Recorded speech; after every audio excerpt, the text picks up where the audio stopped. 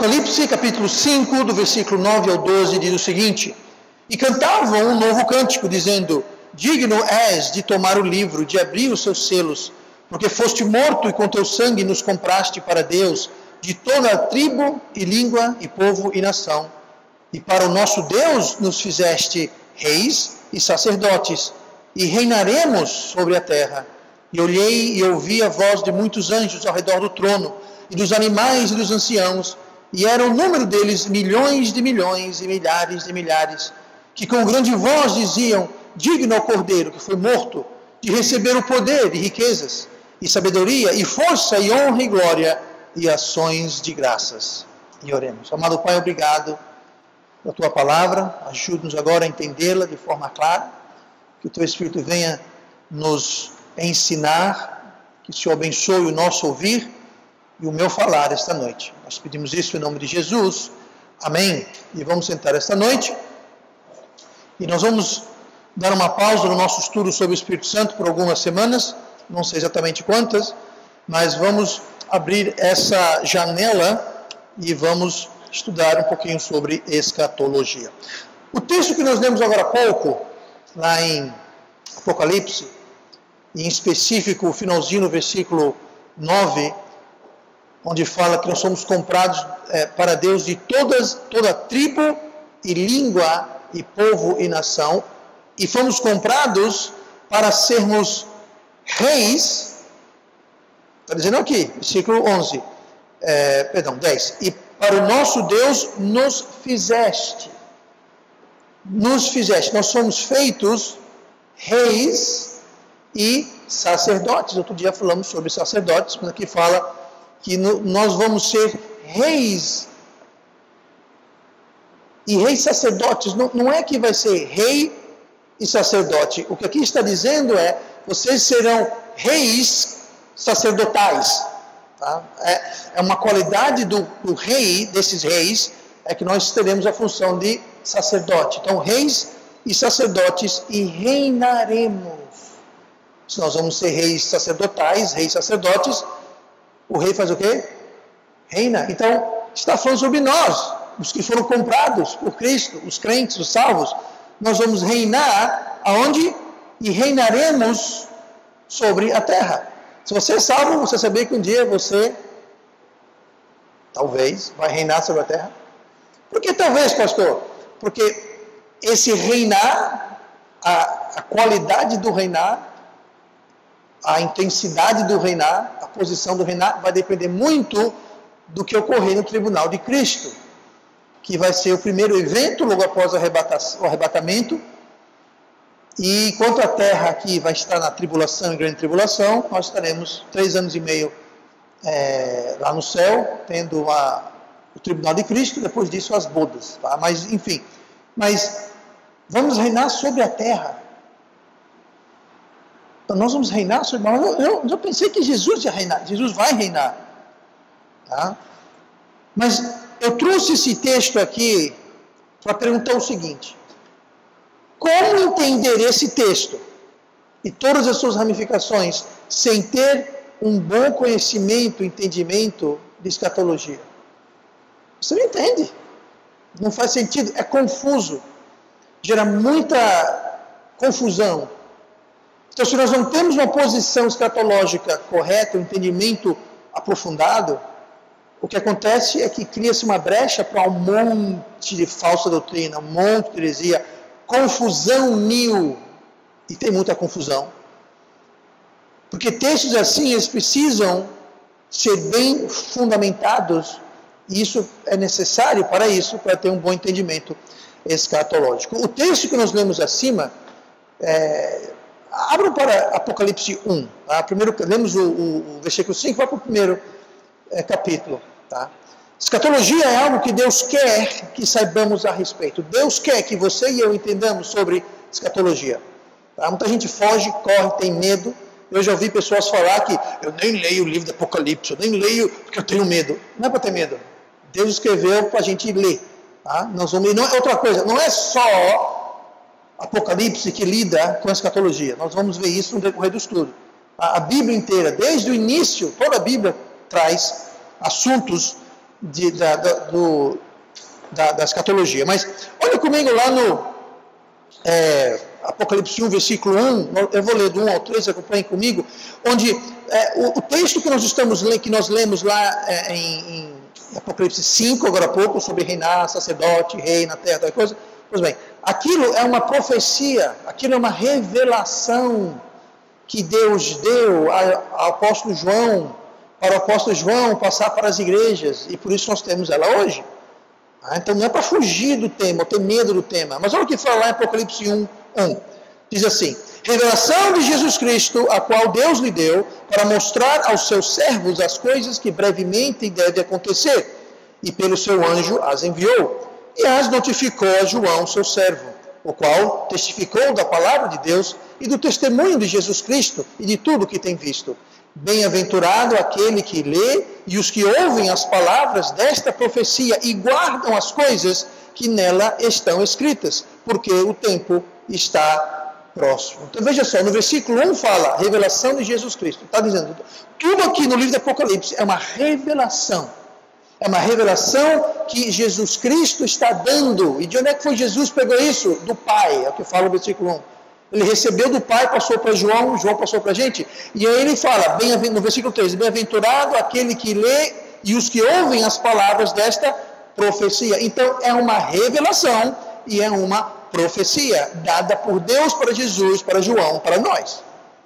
Então Deus quer que você saiba. Se ele não quisesse, ele não revelava, ele não dava profecia, ele não mandava João escrever para as igrejas. Então Deus quer que você saiba, Ele quer que eu saiba a respeito desse assunto de escatologia que nós estamos vendo aqui. Aí você pergunta, pastor, qual a importância de saber o que a Bíblia fala sobre os eventos do futuro? Bom, primeiramente, para que a gente possa descansar nas promessas de Deus.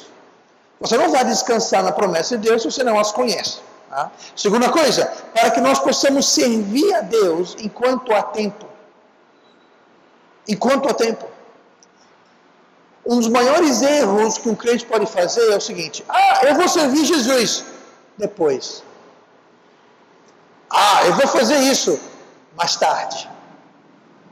O que acontece é que depois do mais tarde nunca vem. Outra coisa, o mundo pode não acabar, mas o seu tempo no mundo pode acabar. Quando? A qualquer instante. A qualquer momento. Ninguém tem a garantia de amanhã. Então, nós temos que servi-lo. A terceira coisa, é importante saber sobre o que a Bíblia falou sobre o futuro, para sabermos que nós seremos julgados por nossas vidas. Mas, pastor, eu sou salvo. Amém, glória a Deus, você é salvo. Mas haverá um julgamento dos salvos, é chamado Tribunal de Cristo. Esse Tribunal de Cristo vai acontecer após o arrebatamento, vai preceder as bodas do Cordeiro, e nossas obras serão julgadas, nossa vida será julgada. Não vai ser para julgar quem vai para o céu, quem não vai para o céu. Isso daí foi resolvido quando você recebeu Cristo. O Tribunal de Cristo não é para isso. O Tribunal de Cristo é para julgar o que nós fizemos nesta vida para Cristo, e receberemos ou perderemos galardões e bênçãos e posições eternas. Faz parte do que eu falei agora há pouco, que nós vamos reinar. Nem todo mundo vai reinar, vai depender do galardão. Se você viver uma vida esdrúxula que traz vergonha a Cristo, talvez você vai reinar sobre uma grota vazia, cheia de bananeira glorificada, pode até ser, mas você não vai ter grandes reinos, não. Tá? Então faz parte desse galardão. Tá? E como diz o texto aqui que nós lemos, no versículo 10, bem-aventurado aquele que lê e ouve as palavras dessa profecia e guardam as coisas. Mas o que quer dizer guardar as coisas? Guardar as coisas é mantê-las em mente, é não esquecer delas. É você viver continuamente na consciência e na expectativa que essas coisas podem acontecer a qualquer momento. E a esta altura do campeonato, mais do que qualquer outra época da história da humanidade, essas coisas podem acontecer a qualquer momento. Isso quer dizer, quem lê, ouve e guarda essas coisas, atenta para essas coisas, lembra dessas coisas, respeita estas coisas, e não joga fora, esquece e finge que não é com eles, que não existe, ou tanto faz como tanto fez. Então a bem-aventurança não vem só em ler e ouvir. Ler e ouvir e guardar, lembrar, manter isso em mente constantemente. Mas, enquanto a gente está nesse começo do estudo, é importante a gente, então, definir o significado e a importância do tema de escatologia. A palavra escatologia, em si, você não vai encontrar ela na Bíblia. Não tem um livro chamado Escatologia, não tem. A palavra não está na Bíblia. Escatologia é uma palavra portuguesa, obviamente, que é derivada de uma palavra grega, e é a palavra escatologos. Eschatos significa último, logos significa palavra, pensamento, doutrina, raciocínio. Então, o que essa palavra quer dizer é o ensino ou a doutrina das últimas coisas. Isso que significa escatologia. E a escatologia, ou profecia, é um dos temas principais que nós encontramos na Bíblia. E o foco central é a vinda de Cristo. Por toda a Bíblia você vai encontrar setas apontando. O interessante é que não falamos sobre a vinda de Cristo, mas na realidade falamos sobre as vindas de Cristo. Como vamos ver mais tarde hoje, ele não vai vir só uma vez. Tá? Nós vamos ver isso daqui a pouquinho. Mas o foco central, então, é a vinda de Cristo. Vamos ver algumas coisas, então, que fazem disso importante para a gente poder nortear o nosso entendimento no estudo. Então, abra suas Bíblias comigo para 1 Tessalonicenses, capítulo 4. 1 Tessalonicenses, capítulo 4. Eu disse agora há pouco que não é só apenas Apocalipse que trata do assunto de escatologia, isso é verdade. Existem vários outros livros no Novo e no Velho Testamento que fazem isso. 1 Tessalonicenses 4,16 diz o seguinte. Aqui, só para quem não identificar, está falando sobre o arrebatamento. Que diz o seguinte: porque o mesmo Senhor descerá do céu, com alarido e com voz de arcanjo, e com a trombeta de Deus, e os que morreram em Cristo ressuscitarão primeiro. Depois nós, o que ficarmos vivos, seremos arrebatados juntamente com eles nas nuvens, a encontrar o Senhor nos ares, e assim estaremos sempre com o Senhor. Portanto, consolai-vos uns aos outros com estas palavras. Primeira coisa que nós vamos ver hoje é a importância da escatologia na nossa vida cristã, no meu dia a dia, no seu dia a dia. Tá? Como o próprio tema indica, não se trata, escatologia, não se trata da história da humanidade ou do homem, mas trata, sim, do final. O foco é no final da história da humanidade na Terra e a vinda e o reino de Cristo e o estado eterno, ou seja, uma vez que a gente adentrou a eternidade, como vai ser uma vez que essa vida terminar, essa terra terminar, porque essa terra vai ser desfeita, esse planeta vai ser desfeito. E qual será o estado eterno após o novo céu e a nova terra. Tá? Mas há uma importância e um impacto prático e verdadeiro na vida do crente. No versículo 18 nós lemos assim: portanto, consolai-vos uns aos outros com essas palavras. A palavra consolai-vos, que você lê aí em 1 Tessalonicenses 4,18, é a palavra grega parakaleo. Essa palavra parakaleo, ela significa consolar, ela significa exortar, ela significa convocar, chamar. Tudo isso faz parte do sentido dessa palavra. Tanto que, se você olhar comigo em Atos capítulo 14, eu vou lhe mostrar um outro uso da palavra parakaleo, que foi traduzido como consolai-vos, corretamente traduzido como consolai-vos, mas foi traduzido de forma diferente, também correta. Quero só mostrar a latitude dessa palavra, para entender melhor o que é esse consolai-vos. Porque Paulo acaba de escrever sobre o arrebatamento, como vai ser o arrebatamento, que vai ter o anjo, vai ter a trombeta, os mortos vão ressuscitar, os que estão vivos serão transformados, nós então subiremos aos ares e encontraremos com Jesus nas nuvens. Como é que é essa história? Como que isso vai me consolar? Nós vamos ver. Atos 14, 21 fala assim: e tendo anunciado o evangelho naquela cidade, e feito muitos discípulos, voltaram para Listra e Icônio e Antioquia. Versículo 22.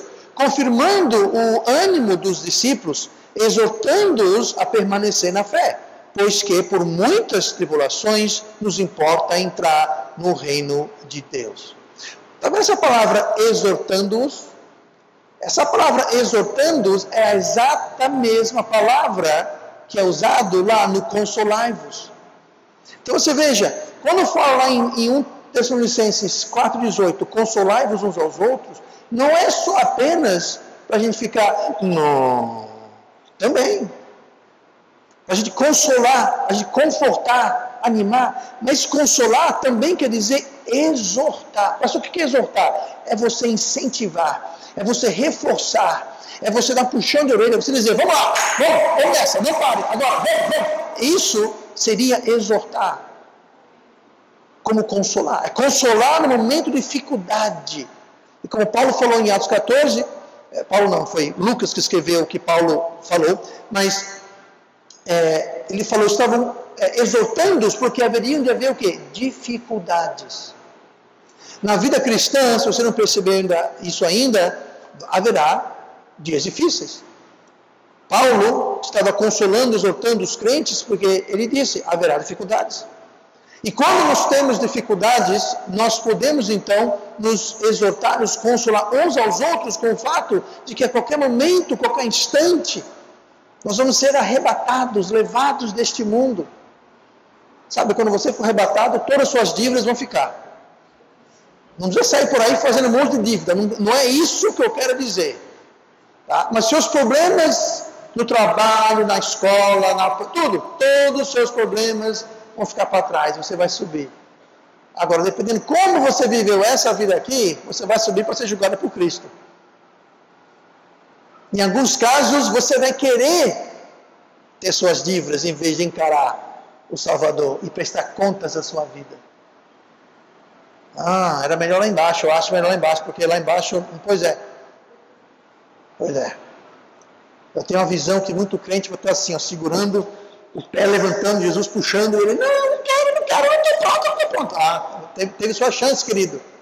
Agora você vai me encarar. Chega, vem aqui explicar uma coisa para mim. Aqui na terra você pode fugir, né? Você chama alguém para dar explicação de alguma coisa, corre, foge, desaparece, some. Com Jesus não tem dessa não. Quando ele falar venha, quando ele falar suba, você não vai ter para onde correr. Enfim, voltando aqui ao estudo maravilhoso que nós preparamos, onde em 2 Timóteo 3,12, onde o apóstolo Paulo nos lembra do seguinte, 2 Timóteo 3,12, e também todos os que piamente querem viver em Cristo Jesus, padecerão o quê? Perseguições. Então Paulo avisa, olha, quem quiser viver para Cristo Jesus vai ter dificuldade. Então pastor, eu não vou viver piamente para Cristo Jesus, você vai ter dificuldade do mesmo jeito. A diferença é quando você vive piamente para Cristo Jesus, é o diabo que vem trazer perseguição. Quando você não quer viver piamente para Jesus, aí é Deus que vai trazer perseguição, é Deus que vai puxar a sua orelha. Mas Paulo falou isso. Agora, olha o que Paulo falou no versículo anterior. Nós lemos aqui 2 Timóteo 3,12, olha o que ele fala em 2 Timóteo 3,11. Ele diz o seguinte, perseguições e aflições, tais quais me aconteceram em Antioquia, em Icônio e em Listra, quantas perseguições sofri. Agora olha que maravilha como acaba o versículo. E o Senhor de todas me livrou. Quando você é perseguido por ser fiel a Cristo, o Senhor te livra. Agora, quando você é perseguido pelo diabo, porque você está fazendo o papel de crente carnal, o Senhor não vai livrar. Ele vai entregar você nas mãos de Satanás, para Satanás ensinar você a não blasfemar. Lembra em Mineus e Alexandre? Paulo foi exatamente isso. Eu os entreguei a Satanás para que aprendam a não blasfemar. Quando a gente é perseguido por ser fiel a Cristo, o Senhor nos livra. Tá? Então não é para ter medo da perseguição, vamos ser fiéis. Então, como todos nós aqui somos crentes que querem ser fiéis, ninguém vai dizer amém? Ok? Então nós vamos ter dificuldades, então nós temos que nos exortar, nos animar, nos consolar com o fato que o arrebatamento pode acontecer a qualquer instante. a qualquer momento. Isso é uma fonte de encorajamento e tem um impacto direto na nossa vida cristã. É importante também a escatologia, porque é uma chave para entender as Escrituras. Existem muitos temas, promessas, ordenanças, simbolismos, que só ficam claros sob a luz da doutrina correta, escatológica. O resto não entende. Por exemplo, eu falei agora há pouco sobre a vinda de Cristo, que na realidade não é uma vinda, são 3 vindas. A primeira vinda é a encarnação, como diz lá em João 1,14, e o verbo se fez carne. Quando Jesus veio, nasceu de Maria, tá? E ela Jesus foi concebido em Maria pelo Espírito Santo. José não foi o pai de Jesus, foi o padrasto, e um excelente padrasto por isso. Vocês sabiam, José, se eu tivesse continuado a linhagem dos reis, José possivelmente seria um rei de Israel. Ele era da casa de Davi.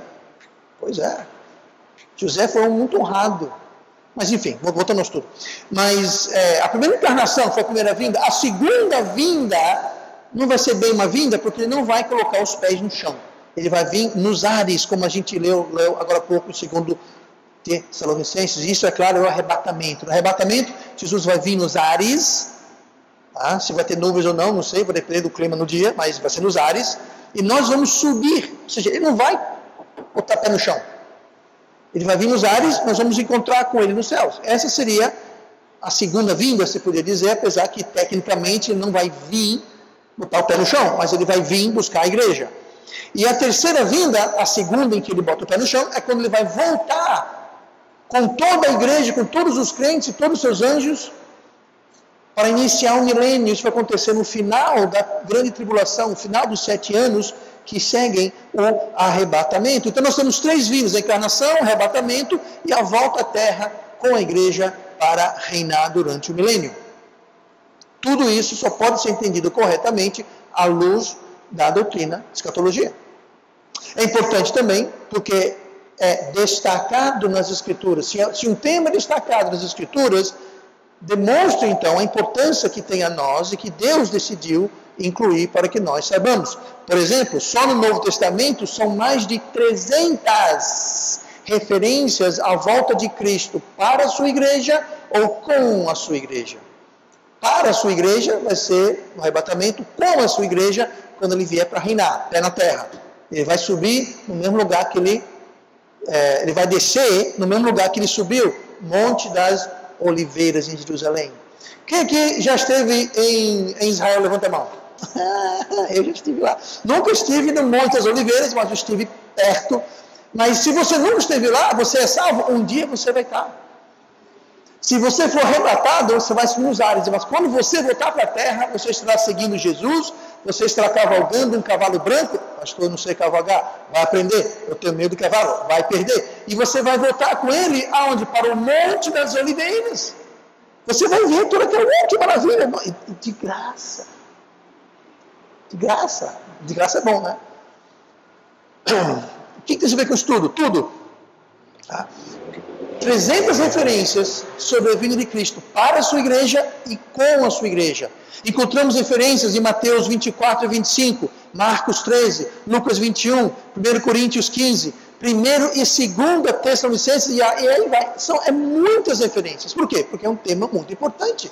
Porque é um tema que nós devemos nos consolar, nos exaltar, nos animar com isso. Por quê? Porque é iminente, gente. Vai acontecer a qualquer momento. Mais do que qualquer outra época da humanidade. E agora é a hora. Isso deve nos animar, isso deve nos dar consolo e ânimo. A Bíblia fala que é a nossa esperança. Tito 2,13. Aguardando a bem-aventurada esperança e o aparecimento da glória do grande Deus e nosso Senhor e Salvador Jesus Cristo. Esse aparecimento é a volta dele. E essa volta dele é a bem-aventurada esperança. Jesus pode voltar a qualquer momento e nos chamar. É uma bem-aventurada esperança que nós temos. Essa bem-aventurança nos incentiva a uma vida santa, nos incentiva uma vida de vigilância, uma vida de perseverança. 1 João 3, versículo 2. Amados, agora somos filhos de Deus e ainda não é manifestado o que havemos de ser. Nós somos filhos de Deus, mas não é manifestado, ou seja, nós não chegamos lá. Ainda tem mais coisa por vir, tem mais mudança, tem mais bênção. Continuando. Não é manifestado o que havemos de ser, mas sabemos que quando Ele se manifestar, ou seja, quando Ele aparecer, quando Ele voltar, quando Ele se manifestar, seremos semelhantes a Ele. Nós vamos ter um corpo glorificado igual ao dele. Continua. Porque assim como é, o veremos. Versículo 3. E qualquer que nele tem esta esperança, purifica-se a si mesmo, como também ele é puro. Falta de santidade é falta dessa esperança.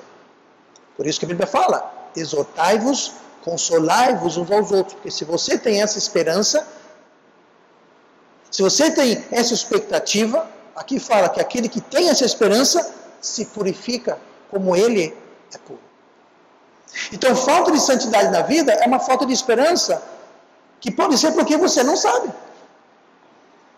Você não está se exortando, se consolando, você não está com a bem-aventurada esperança, consequentemente, você não está se purificando, está vivendo igual a esse mundo, porque os seus olhos estão neste mundo, nesta vida, nesta ocasião, neste século, neste, isso, aqui e agora. Sua visão está no aqui e no agora e nesse mundo. Sua visão não está para o alto. Nós seremos arrebatados para onde? Para os ares. Devemos fitar ao alto de onde vem a nossa salvação. No Velho Testamento, o povo era exortado vez após vez, olhai para os montes, Israel. A tua salvação vem dos montes, do alto, de Deus. Enquanto a gente fica vivendo assim, ó, olhando só para esse plano, para essa vida, para essa conta bancária, para esse galardão, para essa... Nós não vamos estar com a bem-aventurada esperança. Consequentemente, nós não vamos purificar, vamos ver para esse mundo, neste mundo. Por isso que a escatologia é tão importante. Tem um impacto real, deve ter um impacto real em nossas vidas. Afeta o nosso testemunho, consequentemente, não só o nosso testemunho verbal, mas de vida. Testemunho de vida, Romanos 13, versículo 11. E isto digo, conhecendo o tempo, que já é hora de despertarmos do sono, porque a nossa salvação está agora mais perto de nós do que quando aceitamos a fé. A noite é avançada e o dia está próximo. Rejeitemos, pois, as obras das trevas e vistamo-nos nas armas da luz. Olha o versículo 13, versículo 11, onde fala assim, porque a nossa salvação está agora mais próxima do que quando aceitamos a fé. Que salvação é essa que Paulo está falando? Ele ficou biruta? Ele ficou doido? Quando a gente aceita a fé, aceitamos Cristo, não somos salvos? Uhum. E que salvação é essa que está mais próxima? Se eu já sou salvo, como é que está próxima? Gente, lembra que eu já falei para vocês inúmeras vezes que salvação e salvador não quer dizer apenas espiritual? Essa salvação não é salvação de salvação virar crente, salvação de ir para o céu. É uma salvação escatológica, é uma salvação que Deus vai nos tirar deste mundo, vai nos salvar deste mundo. Tá? Eu vou ler de novo, entendo que aquela salvação que eu vou ler aqui não é salvação de ser salvo aceitar Cristo. É salvação deste mundo, deste século, deste reino das trevas, destas tribulações, dificuldades e perseguições. Veja só, e vos digo, conhecendo o tempo, que já é hora de despertarmos do sono, porque a nossa salvação está agora mais perto de nós do que quando aceitamos a fé. Gente, se Paulo falou isso há 2000 anos atrás, imagina hoje. Se já estava mais próxima. A gente, então, estamos na entrada. Então, essa salvação que ele fala é uma salvação em termos escatológicos. Ele está falando, é hora de despertar, porque mesmo naquela época tinha muito crente que não estava despertado, não estava se purificando, não estava vivendo piamente, não estava fazendo nada. Naquela época, e Paulo falou, olha, conhecendo os tempos, é a hora da gente acordar. Porque a hora está chegando, a nossa salvação, o arrebatamento, Jesus está voltando. Está na hora de a gente acordar. A noite é avançada, o dia está próximo. Rejeitemos, pois, as obras das trevas. Mais uma vez, a gente rejeita obras das trevas, se purifica. Então, esse é o impacto que a escatologia deve ter em nós, é uma preparação, purificação, porque nós vamos estar olhando para Cristo e prestar contas desta vida, a qualquer momento, a qualquer instante. Tá bom? Vamos lá. Conhecimento escatológico não é, te frisar bem, não é apenas para matar a curiosidade. Não é para isso que Deus mandou a revelação, a profecia escatológica. Não foi para a gente matar a curiosidade. Não foi para a gente ficar só sabendo. Para se achar os bacana, os sabichão, os sei de tudo. Não é para isso que Deus quer revelar as coisas, a doutrina dos últimos tempos para a gente. É para que haja um impacto. Deve haver um impacto em nossas vidas de modo real. Para terminar hoje, a gente viu a importância em nossas vidas, a importância da escatologia em nossas vidas. Eu quero rapidamente ver agora a importância da escatologia em nossa vida do nosso ponto de vista. A importância da escatologia na nossa perspectiva. Abra comigo Mateus 24. Mateus 24, capítulo 3. Algum tempo atrás eu trouxe uma mensagem chamada A Importância da Perspectiva, ou algo assim. A sua perspectiva vai reinar, controlar, definir toda a sua vida, todas as suas decisões, todos os seus parâmetros, todas as suas escolhas, todas elas vão ser fundidas, baseadas na sua perspectiva, no seu ponto de vista, como você enxerga e, consequentemente, entende tudo. Tá? Então, a escatologia deve nortear a nossa perspectiva. Mateus 24, versículo 3. E estando assentado no Monte das Oliveiras, chegaram-se a ele os seus discípulos, em particular, dizendo: Dize-nos, onde serão essas coisas e que sinal haverá da tua vinda e do fim do mundo? Aqui claramente o tema da pergunta é escatológica, tá? Da sua vinda e fim do mundo. Então, o contexto já foi definido. Versículo 4. E Jesus respondendo disse-lhes: Acautelai-vos, que ninguém vos engane. Porque muitos virão em meu nome, dizendo, eu sou o Cristo, e enganarão a muitos. E ouvireis de guerras, e de rumores de guerras. Olhai, não vos assusteis, porque é mister que isso tudo aconteça. Mas ainda não é o fim. Porquanto se levantará nação contra nação, e reino contra reino. E haverá fomes, e pestes, e coronavírus, e terremotos. Escapuliu. Haverá fomes e pestes e terremotos em vários lugares. Mas todas essas coisas são o princípio de dores. É muito importante a gente conhecer eventos futuros e entender eventos presentes. E a escatologia corretamente interpretada nos dá uma perspectiva correta, não só do que vai acontecer, mas, gente, do que está acontecendo no mundo debaixo do seu nariz. Eu ouvi hoje um áudio que foi enviado a um grupo de pastores independentes, batistas independentes. E era de uma missionária. Eu, pelo linguajar e vocabulário, tenho certeza que ela não era batista nem independente, mas não vem ao caso. Essa missionária estava relatando uma situação e fazendo um pedido de oração. E, no meio do pedido, ela se emocionou muito, começou a chorar, aos prantos.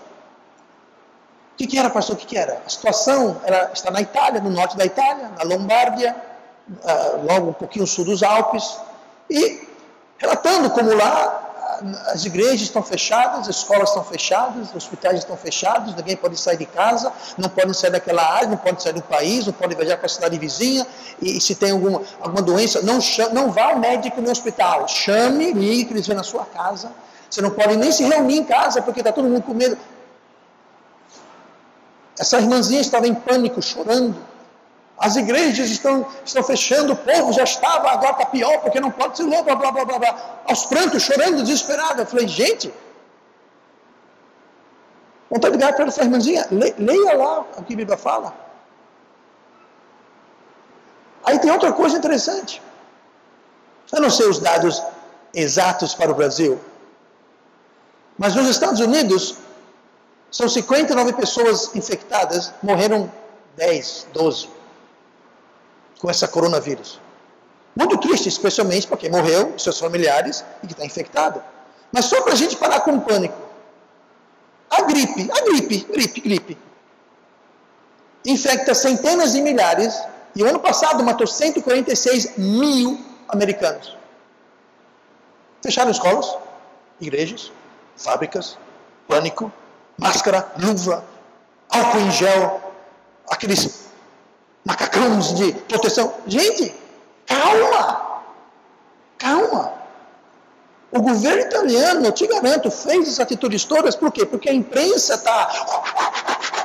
E se alguém morre, vão culpar o governo que não fez nada. Então, como eles têm recursos, eles fazem tudo isso. A gente, é a mídia que está na mão do maligno, que está... Vamos ter cuidado? Claro que vamos ter cuidado. Lavar a mão, está resfriado, está autorizado a perder o culto. Entendeu? Então, entenda, tem precauções, não estou dizendo para a gente ser descauteloso. Não. Mas o que está acontecendo no mundo é um verdadeiro pânico. E não é a primeira vez, não. A cada 2 anos no mundo, gripe aviária, SARS, Ebola, Zika. Eu vi outro dia um gráfico. A cada 2 anos aparece. E isso vai ser o que vai acabar com o mundo. E nunca acabar com o mundo. Estamos aqui ainda. Gente, sabe quando o mundo vai acabar? Quando Deus falar. E não vai ser por causa de uma gripe. Eu entendo, houve século passado, a febre espanhola matou milhões de pessoas. Eu entendo isso. Estamos em outro contexto. E calma, gente, a Bíblia fala, ouvirão de guerras, rumores de guerra, haverá fome, haverá peste. Calma. Esse pânico todo nos Estados Unidos, sabe quantas crianças são assassinadas pelo aborto? Milhares, gente, milhares, ninguém pisca. Morreu 10 pessoas de uma nova gripe. Todo mundo, calma. O Brasil, a Maceió teve o primeiro caso confirmado, nem isso teve ainda. Teve um caso. Ok, questão do culto. Todo mundo teve um caso. Calma, gente, não precisa disso. Gripe normal. Essa gripe que você mata do mesmo jeito. E dizem que essa coronavírus não é nem tão contagiosa, não é nem tão fatal. A maioria, 97%, 98% é curado. A fatalidade é baixa. Não é tão contagiosa. Ou seja, é um pânico. Sabe o que é isso? É um exemplo de uma perspectiva errada. Como disse, vamos ter as precauções, vamos ter cuidado, mas não precisa entrar em pânico, gente. Não é o fim do mundo. Tem gente dizendo que acabou o fim do mundo, vai acabar tudo, e agora, calma. Deixe de pânico. Um tempo atrás, era lá o coreano lá, que o Trump peitou ele e falou, mandou os porta-aviões para lá, eu vou acabar com o mundo. O Trump falou, acabe, quero ver, dê o primeiro passo. O que foi que ele fez? Baixou a crista dele e foi-se embora. Mas estão pensando, pronto, esse é o fim do mundo, aquele Trump vai destruir o mundo. Calma, gente, calma. O mundo jaz no maligno, quer causar pânico, quer causar medo. Jesus falou, cuidado para ninguém te enganar. Vamos ser enganados, vamos ter perspectiva correta, escatológica. Eu sei que para muita gente foi o fim do mundo, porque aquelas 10, 12 pessoas nos Estados Unidos, para eles que morreram com esse coronavírus, para eles o mundo acabou, eles estão mortos, eu entendo. Mas não estamos falando do mundo como um todo. Então não estou aqui tentando desincentivar os cuidados necessários, higiene, está doente, fica em casa, lave a mão, tudo isso tem. Outra coisa, desde quando faz mal lavar a mão? Chega em casa, lava a mão, não faz mal lavar a mão. Entendeu? Você está com resfriado, não venha para a igreja. Você sabe, autorização, se é morto com resfriado, pode ficar em casa, o pastor libera. Tá? Em caso de morte e gripe, está liberado ficar em casa, não tem problema. Tá? Mas só isso, morte ou resfriado, fora isso, não está liberado não. Tá? Osso quebrado, coisa assim, é besteira. Né? Nada a ver, tá bom? Então, nós temos que conhecer o que a Bíblia diz sobre acontecimentos. Nós temos que entender o que a Bíblia diz para a gente entender acontecimentos mundiais. De vez em quando aparece algum presidente dizendo que vai trazer paz para o Oriente Médio. Eu aposto, o que você quiser perder, nunca haverá paz no Oriente Médio. Sabe por quê? Porque a Bíblia fala que não haverá paz. Aquilo vai ser um centro de contenção até a volta de Cristo. Não vai, não adianta. Vai Jimmy Carter, vai o Bush, vai o Reagan, vai o Obama, só o Trump, que é esperto bastante, que não prometeu nada, que ele sabe que aquilo ali não tem solução. Não vai ter. Não, agora o presidente francês vai lá fazer um acordo. Vai falhar, eu te digo agora. Vai falhar. Temos que entender isso de uma perspectiva bíblica. Muitas igrejas, eu estou usando o termo igreja de forma bem liberal aqui, bem ampla, bem solta. Muitas igrejas surgem, mundo afora, com interpretações errôneas e falsas da Escritura. E muitas vezes, especialmente, em relação à escatologia. Surgem seitas e religiões fanáticas que marcam datas da volta de Cristo, do fim do mundo e coisas tais. Tá? Eu vou mencionar algumas das mais famosas aqui. Muito bem. A Igreja Adventista do Sétimo Dia falou, pelo seu precursor William Miller, que o mundo acabaria, Jesus voltaria, o mundo acabaria em 1844. Será que eles estavam errados? Os Mormons, pelo seu fundador, Joseph Smith, falou que seria no ano de 1891. Será que ele errou? Testemunhos de Jeová, seu fundador, Charles Russell, falou que seria em 1874. Também errou. Ele morreu, mas a Igreja Testemunho de Jeová falou que seria em 1914. Também não foi. Nós temos a Igreja Católica Romana que desde o ano 1000, iniciado pelo Papa Silvestre II, falou que o mundo ia acabar no ano 1000. E vira e mexe, um Papa vem prevendo o fim do mundo e o mundo não acaba. Evangélicos. Você precisa ficar só seitas e... Não. O pregador conhecido, James Dobson, falou que seria no ano 2000. Estamos em 2020. Errou por pelo menos 20 anos. Jerry Falwell, famoso televangelista americano, grande influência, falou que seria entre 1999 e 2009. Caramba, deu 10 anos aí e errou do mesmo jeito. Se acontecesse nesse espaço, ele ia falar, eu não disse. Pois é, aí Deus falou, eu até ia voltar, mas não vou mais. Van Impe falou que seria em 2012. Também não foi. Doutrinas que levam o nome de Nova Era. Tem um monte, dúzias e dúzias. Todas elas trabalham em cima de fim do mundo, escatologia, todas. Todas elas, todos esses, estavam redondamente errados. Deixa eu falar o que Jesus falou. Mateus 24, 36. Mas daquele dia e hora ninguém sabe, nem os anjos do céu, mas unicamente meu Pai, falando sobre a volta dele. Ninguém sabe.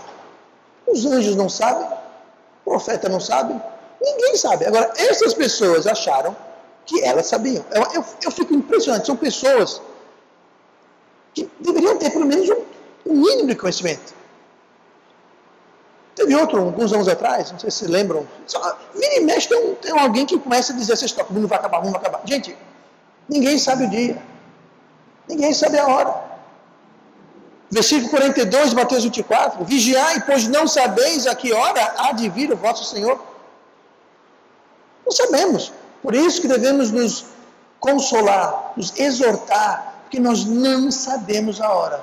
Sabemos disso, pode ser a qualquer momento. Profeticamente falando, a única peça profética que faltava acontecer para o retorno de Cristo era o ressurgimento da nação de Israel em 1948. Até então, era uma peça que faltava.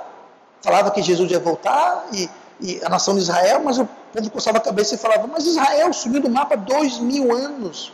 Que Israel é essa? Aí que surgiu esse pensamento que prevalece até hoje em algumas igrejas, de achar que a igreja é Israel. Muita gente acha isso, a igreja é Israel. A igreja não é Israel, gente. Isso surgiu na primeira metade do século passado e antes, como uma forma de tentar fazer sentido, porque a Bíblia é clara, quando Jesus voltar, haverá Israel.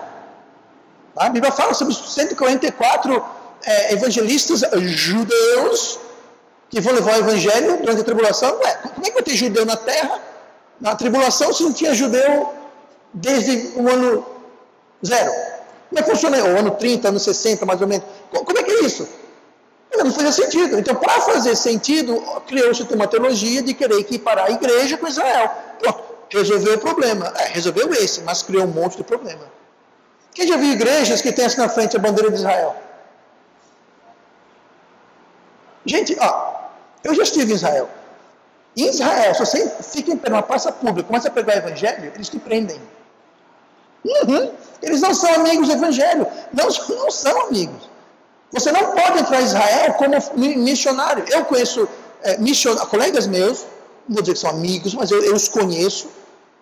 São missionários em Israel, mas tem um porém. Eles são de nacionalidade israelense. Eles estão lá como cidadãos israelenses e mesmo assim é tudo por debaixo dos panos. Se você é um judeu israelense que mora legalmente em Israel e te pegam abrindo uma igreja, estudo bíblico ou convertendo pessoas, você é expulso e você perde a sua cidadania. Israel é Israel. Devemos orar por Israel? Claro. Devemos odiar Israel? Não. Mas entenda, Israel nos odeia. Israel não é amigo da igreja. Para eles, nós somos um bando de topo que está seguindo um falsário, que se diz ser o Messias, que foi morto como um criminoso, e os seus apóstolos, os seus discípulos, sumiram com o corpo dele, e ele alegou que ele ressuscitou. Bom, isso é como eles enxergam a gente. E fazemos deles o assassino do Messias. Sabe, isso não ressoa muito bem no ouvido judeu. Tá? Então, Israel é Israel. Igreja é igreja. São duas dispensações, são duas eras diferentes, são dois povos diferentes, vão ser unificados. Tá? Nós somos gentios enxertados na família de Deus. Tá? Nós vamos ver provavelmente sobre os 24 tronos, as 12 tribos, e verá os 12 apóstolos. Tá? Então, existe essa junção que haverá, mas uma coisa é uma coisa, outra coisa é outra coisa. Vou terminar hoje. Escatologia deve nos afetar hoje.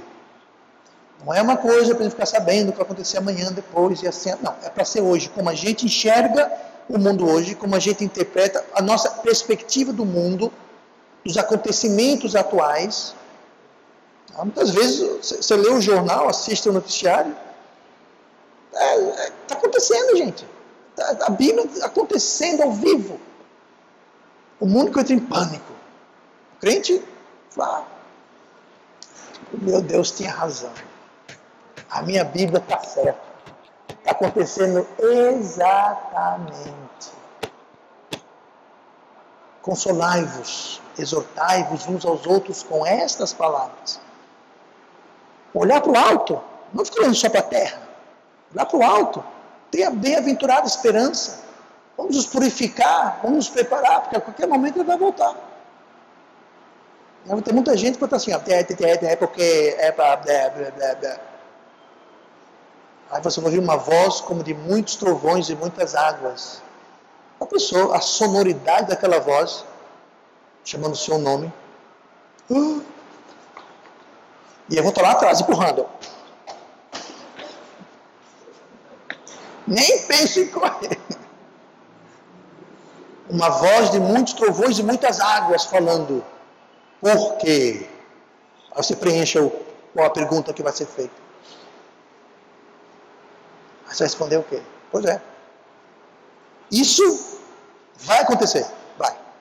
A não ser que você não é salvo. Aí não vai acontecer. Você vai para o inferno, de lá você vai ser tirado 1000 anos depois do arrebatamento, você vai ser tirado do inferno para o tribunal do trono branco, vai ser jogado no lago de fogo.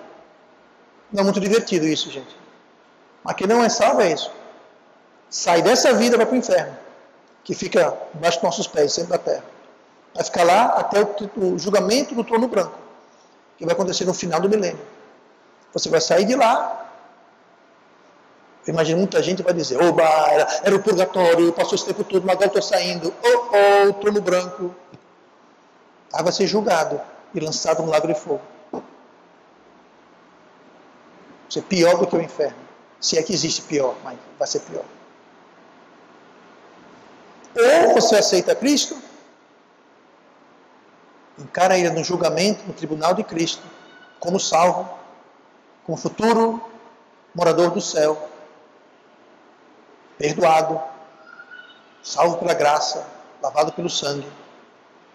Presta conta da sua vida. Mas vai para o céu. Galardão não vai ter muito, mas vai para o céu. Posição no reino não vai ser essas coisas todas, mas vai estar no céu. E você vai ter então que viver pelo resto da eternidade pensando, valeu a pena? Eu pintei e bordei lá embaixo por 50, 60, 70, 80, 100 anos, vá 110 anos. Pintei, bordei, fiz o que quis.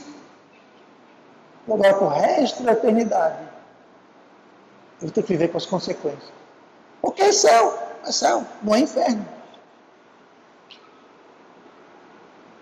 Aí você vai olhar assim, o pastor Roberto, lá no topo da torre da mansão dele, é assim, ó.